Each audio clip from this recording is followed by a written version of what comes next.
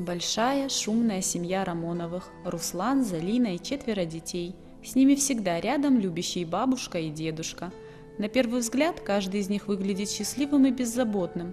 Но только близкие люди знают о тех испытаниях, через которые им пришлось пройти в борьбе за свое счастье.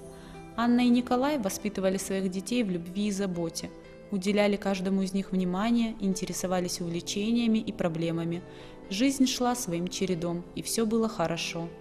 Ну, он с детства, с самого рождения, наверное, можно сказать, был очень озорной, веселый, подвижный очень мальчик был, но и много чем увлекался. Он любил лидировать среди своих друзей. У него было такое желание, видимо, хотя это не сбылось ничего, но было такое желание, чтобы он где-то управлял. Вот такие желания были. В школе он учился нормально. На собраниях мне очень часто говорили, что у него это хорошая память. И даже ему дома можно было не учиться, учить уроки. Он один раз внимательно послушает на уроках материал и мог тут же ответить, и на отлично мог ответить. Беда пришла в дом незаметно. Неприятности следовали одна за другой, в конечном итоге образовав непрерывную крепкую цепь. Родители Руслана видели, что с сыном что-то происходит, но о том, что их ребенок попробовал наркотики, даже не догадывались. И это неудивительно, ведь безжалостная статистика показывает, о том, что ребенок начинает употреблять наркотические средства, родители узнают в последнюю очередь. Он увлекался борьбой. И он долгое время, конечно, ходил на борьбу, успехи были, грамоты получал. Нормально у него все получалось, но потом уже, когда пришел вот этот период подростковый, он стал пропускать часто. Ну, было интересно. Потом, как у нас принято, всегда смотрели на старших, а мои старшие товарищи многие употребляли, кто алкоголь, кто анашу. Потом у нас принято в республике тоже к Богу обращаться со стаканом в руке. Я смотрел как-то на старших, и меня это привлекало. Мне было 14 лет, когда первый раз попробовал. Ну, это были легкие наркотики, как принято говорить, анаша. Потом постепенно, уже в 16 лет, на свой день рождения первый раз укололся. Тогда мне все казалось в розовом цвете. Я думал, даже вот на моих глазах много примеров было, многие умирали от этого. Ну, мне всегда казалось, что да я не такой, я смогу бросить, я в любой момент смогу остановиться. И знаете как, первое время я не плотно сидел, а периодически употреблял, когда мне хотелось, когда настроение бывало. Потом это переросло уже в привычку, и уже потом я лет в 18 перед армией уже понял, что вырваться я оттуда не могу самостоятельно. Наркотики. Что стоит за этим словом? Огромные деньги, которые отмывают наркоторговцы. Безжалостный бизнес, отнимающий у человека свободу, волю и чувства, превращающий его в зависимую куклу. Это слезы матерей, оплакивающих своих детей, горе множества семей, тонущих в пучине страданий и боли за родного человека. Это минуты ложного счастья и радости, за которую человек, как правило, платит слишком высокую цену. И эта цена – жизнь. Были мысли такие, я брошу, но раз в месяц буду употреблять, раз в полгода, да. Такие мысли я всегда себе оставлял. Когда бывала возможность, я мог ежедневно и несколько раз в день бывало, да. Это всегда вот сваливается, что вот друзья, дурная компания, да. Если человек сам не захочет насильно, ему никто этого не сделает. И человек это, я сейчас уже понимаю, что это болезнь, действительно болезнь. И человек пока поймет, что он, во-первых, болен, во-вторых, что когда он захочет вылечиться от этого. Если человек не хочет вылечиться, да, насильно ты его не заставишь. И нужно было что-то пройти. И вот я, допустим, дошел до того момента, что я уже, знаете, как железо изнашивается, железо. А тут человеческий организм, и меня хватило, насколько, 14 лет я это употреблял.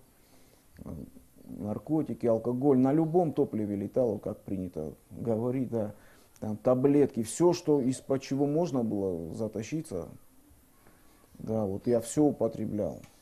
Нету наркотиков, алкоголь, нету алкоголя, анаша, нету анаши, там таблетки. Вот все, что можно было, все пробовал, все делал. И уже 28 лет где-то было, 29, да, я уже слег, я уже в действительности вставать даже не мог. Вот мама за это говорила, что даже дома меня закрывали, но меня и это не останавливало, железные двери, ничего не останавливало. Я вылазил к соседям, вот Эдик мой сосед, к нему вылазил, перелазил от него, уходил на улицу, делал свои дела и обратно тем же путем возвращался домой. А вечером, представляете, родители приходят, а сын никакой опять. Ну, то есть, ничто не могло остановить. И уже дошел до того, что даже не вставал. Уже я с диваном слился, я вот в таком состоянии был. Сестра родная приходила, она уже матери говорила: ма, давай уже квартиру приберем чуть-чуть, он скоро должен умереть уже, вот посмотри, какое состояние. Мать ночью приходила, да, и садилась рядом со мной, я в зале находился на диване. Она приходила и думала, я ее не слышу, думала, я сплю. И вот она плачет надо мной, да, я еще живой был, и она плачет. Оплакивала уже при жизни меня, то есть. Вот в таком состоянии был. Ты знаешь, так хочется жить, наслаждаться восходом багряным, жить, чтобы просто любить всех, кто живет с тобой рядом. Ты знаешь, так хочется жить, просыпаться с тобой на рассвете, взять и кофе сварить, пока еще спят все на свете.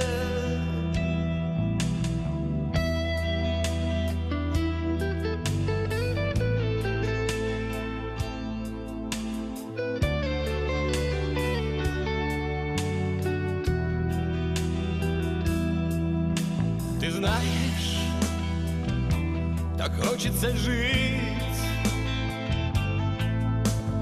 как не напишут в газете, взять и все раздарить, жить, чтобы помнили дети. Ты знаешь, так хочется жить. За жизнь сына и брата ежедневно боролись его родные, но спасти Руслана от пагубной привычки не удавалось. Он умирал, лежа на диване, не в силах даже подняться. Маме Руслана сочувствовали, ожидая скорой смерти сына, но женщина продолжала надеяться и верить.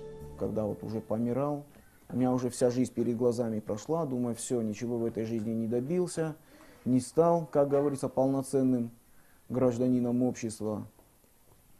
Ничего, ни жены, ни семьи, ничего у меня нету. Банкрот, то есть полнейший. Ни образования, ничего. Ничего. И вот в такой момент вот пришел мой друг, мой брат Гена. Да? Вот сестра к нему обратилась, я этого не знал. Сестра к нему обратилась, попросила его, старшая сестра. Мой брат, говорит, умирает, приди, поговори с ним. Ты же сам был таким, тоже помоги. И Гена тогда пришел и увидел меня, и ничего не стал там, не умничать, там нотаций никаких мне не стал читать. Просто посмотрел на меня, видит, да, вот в таком состоянии. А мы до этого с ним часто беседовали, но ничего не происходило. А тут он посмотрел просто, видит уже какое состояние. И спрашивает меня, ты жить хочешь? Я вот так посмотрел, я говорю, конечно хочу. тогда, говорит, встань рядом. Вот так за руку меня взял. И вот с тех пор, да, вот, слава Богу, да, я благодарю Бога, что вот мы вместе. Благодарю Бога за это, да. И вот идем, и как-то, и постепенно, не сразу это все произошло, постепенно начал освобождаться от наркотиков, от выпивки, от сигарет, все постепенно произошло. Потом, ну, жизнь начала преображаться, меняться начала жизнь. Переступи черту впервые за 100 лет. Взгляни на красоту, взгляни на этот свет, шагая в темноту. Скажи, что я ее люблю. Без нее вся жизнь равна нулю. Без нее вся жизнь равна нулю. Я с самого начала знала, что он и кололся, и пил. И... Ну, да, я все знала. Он сам все рассказал. Никто не знает, кого что ждет. Даже вот в возрасте человек может вроде бы внуки, а он может точно так же, как и маленький ребенок, ошибиться. И все. Но это же не значит, что от него надо отворачиваться. Или надо его вот так вот на него пальцем показывать и говорить: вот ты такой. От этого никто никому не поможет. Папа, он хороший, очень хороший. Он во всем помогает, всегда поддерживает, воспитывает и строго, и приласкает, и накажет. В разумных пределах, конечно, во всем. Он такой вот справедливо. Надо наказать — накажет. Надо похвалить — похвалит. Звезды в лужах делить с тобой, теплый ужин делить с тобой, оставаться нужным и быть с тобой. Звезды в лужах делить с тобой, теплый ужин делить с тобой, оставаться нужным и быть с тобой. На счету Геннадия Цгоева, который протянул Руслану руку помощи, уже несколько десятков человек. Он помог им отказаться от вредных привычек и оставить в прошлом жизнь, полную бессмысленного существования. История жизни Эдуарда Цоева очень напоминает историю Руслана. Ровесники, соседи и близкие друзья. Все шло по одному и тому же сценарию. В детстве Эдик подавал большие надежды и радовал родителей. Он не знал, на какие соревнования бежать. То ли на борьбу, то ли на шахматы. У него первые, вторые разряды. Также и по борьбе. Как и к Рамоновым, в семью к Цоевых беда пришла, когда Эдуард находился в переходном возрасте. Только здесь это были не наркотики, а алкоголь. Я на работу, мне говорят: Полина, ты только уходишь, из садиков все вылезают и к вам поднимаются. Я что стала делать? Я воевала. За школу зайду, спрячусь, 10 минут подожду, возвращаюсь. Открываю двери, все сидят. А я не стеснялась уже в выражении. До того уже замучилась. Я открываю двери и матом. Я говорю: сейчас милицию вызову. И они все, значит, выскакивают. Знаете, я вот, может быть, не понимал сперва, что вот когда даже первый раз я употребил, вот с пива началось, мне как бы понравилось, и я уже потихоньку уже ноша, пиво, вино, водка. Организм здоровый был, ничего не болело, постоянно на улице был. Я постоянно со старшими ходил, на них смотрел, тоже делал то же самое. И даже не понял, как я попал в эту зависимость. Уставшая от постоянных пьянок мать обратилась к Геннадию с просьбой помочь ее сыну. Результат превзошел все ожидания. Гена пришел, на коленях они с Русиком встали и давай молиться. Я вышла на кухню, молились час, потом Гена пришел, принес Библию мне, подписал, дал ему, чтоб читал. Он потом рассказывал, как он упал на колени и просил: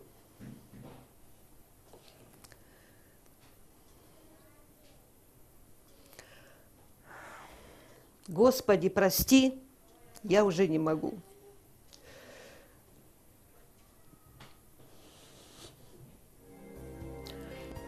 Уже много лет Эдуард не только не употребляет алкоголь, но и помогает другим отказаться от этой пагубной привычки.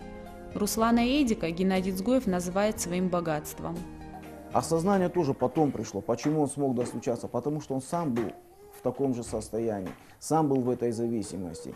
И если даже профессора пришли бы, да, на тот момент, профессора, там, лауреаты Нобелевских премий, ну, ничего бы не произошло. А человек, который сам это прожил, сам был в этой шкуре, вот он смог достучаться. И слава Богу за него. Я научился с тех пор радоваться трезвым, радоваться жизни. Не просто так, знаете, бросил все, но внутри томление какое-то, желание какое-то. Нет, желания нету. Я научился радоваться без этого всего, без допингов. «Делай добро и бросай его в воду», гласит народная мудрость. Геннадий Дзгоев уже 7 лет бросает в бурную реку болезней и вредных привычек спасательный круг. Спасательный круг. Именно так называется благотворительный фонд, который он создал в помощь людям, больным наркоманией и алкоголизмом. Спасательный круг, который дает надежду выздороветь и вернуться к нормальному образу жизни. Спасательный круг, ты молитвами моими упруг, и сжимая осторожно мне грудь, поднимаешь над волною. В создании фонда Геннадию помог нынешний министр архитектуры и строительной политики Казбек Ализов. И хотя его работа не имеет прямого отношения к проблемам наркомании, он не остался безучастным к людям, которым необходима помощь. Я сам уже вот в этих муках был, вот в наркотиках, да, и вот как-то вот один Божий человек помог мне этот фонд открыть, спасательный круг. И вот мы работаем уже с 2006 года.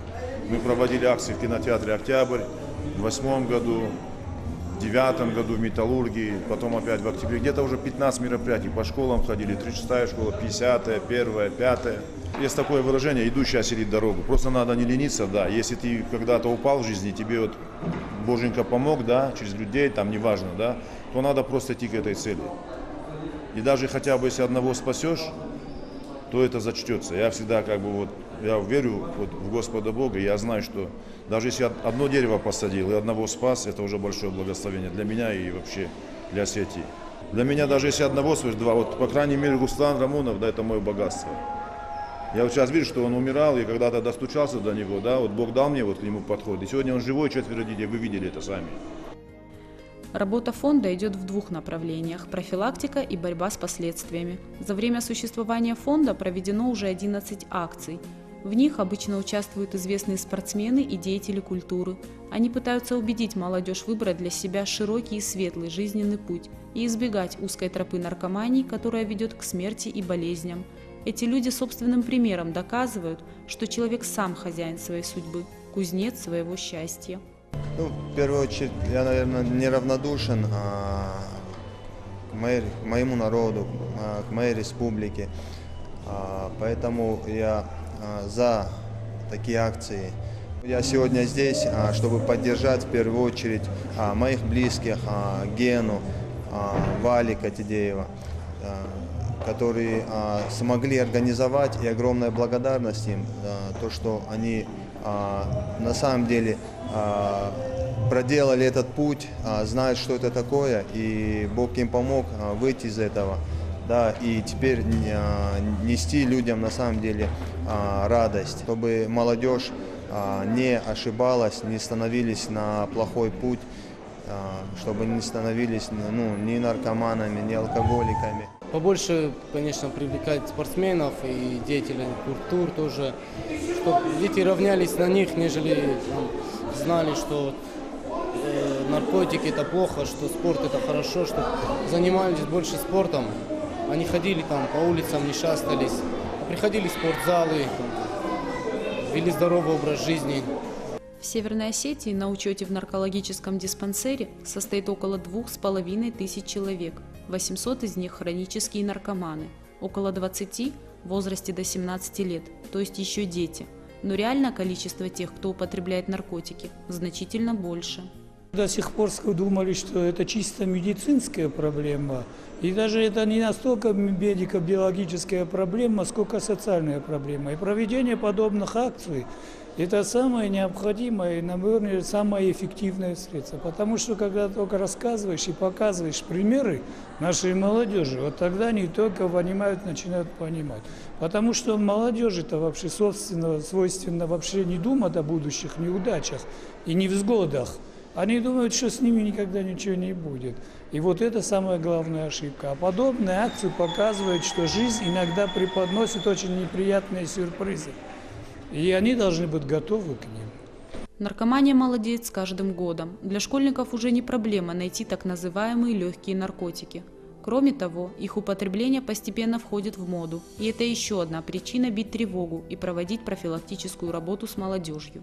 Это вошло в культуру и моду, потому что сейчас, к сожалению, опять через средства массовой информации, мне кажется, в голову молодых людей привносится, что употреблять наркотики – это модно, а молодежь, как известно, очень легко поддается модным влияниям. В частности, такая проблема, как аптечная наркомания и клубная культура, то есть пойти в клуб и проторчать там всю ночь.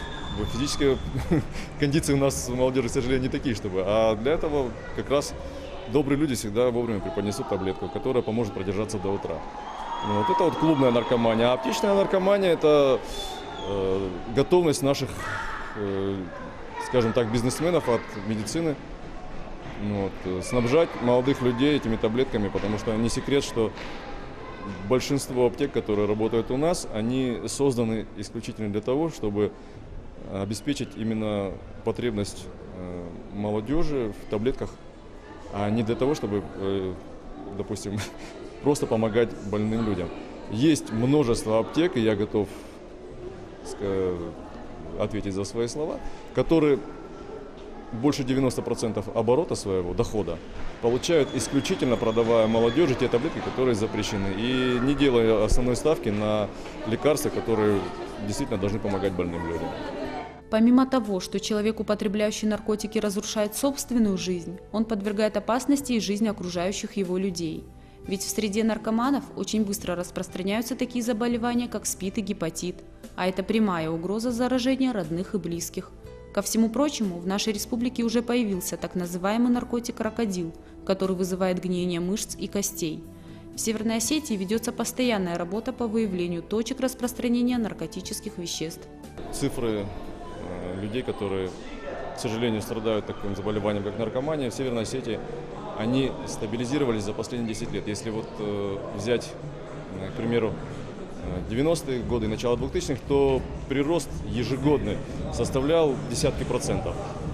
Вот с момента работы наркоконтроля, с тех пор, как только работа по профилактике приобрела какой-то целенаправленный характер такой, можно сказать, что цифры стабилизировались, и последние несколько лет они даже несколько пошли на убыль. То есть можно сомневаться, конечно, в статистике, но тем не менее мы считаем, что проведение профилактических мероприятий влияет гораздо лучше, чем деятельность правоохранительных органов и медицинских учреждений вместе взятых, потому что предупредить болезнь гораздо легче, чем ее лечить, и тем более легче, чем бороться с теми людьми, которые занимаются распространением этого зла.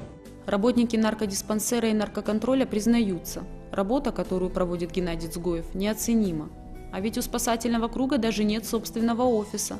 Но несмотря на трудности, сотрудники не отчаиваются, и работа здесь кипит. Честно говоря, офиса у меня нету, но юридический адрес у меня на дому, а так офиса нету. Но мне что до этого, я работаю там. Я думаю, я до этого говорю, что мир не без добрых людей, может быть, откликнуться на это. Потому что, как сказал Архимед, дайте мне точку опоры, я переверну весь мир. В смысле, мне до Архимеда далеко, но если мне дадут хотя бы офис, может быть, точку опоры, может быть, будет легче работать, как бы. И это будет намного успешнее будет работа происходить. И вполне вероятно, что, может быть, всех не спасем, но многих спасем. Благодарны Геннадию и сами школьники и студенты, которые приходят на мероприятия, проводимые спасательным кругом. Встречи всегда проходят интересно. Помимо бесед об ужасах наркомании, молодые люди имеют возможность посмотреть выступления известных артистов республики, пообщаться с ними.